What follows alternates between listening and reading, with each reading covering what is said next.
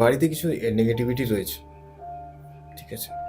হয় কি অনেক সময় অনেকে বুঝতে পারে না যে আমাদের বাস্তুতে নেগেটিভিটি যদি থেকে থাকে তো সেটা ধীরে ধীরে মাইন্ডটাকে ইনফ্লুয়েন্স করতে শুরু করে। শুধু উনি নয়, অনেক বড় বড় সেলিব্রিটি বা অনেক পপুলার লোক আছে, ইনফ্লুয়েন্সার আছে, যাদের লাইফে এই প্রবলেমটা কিন্তু রয়েছে।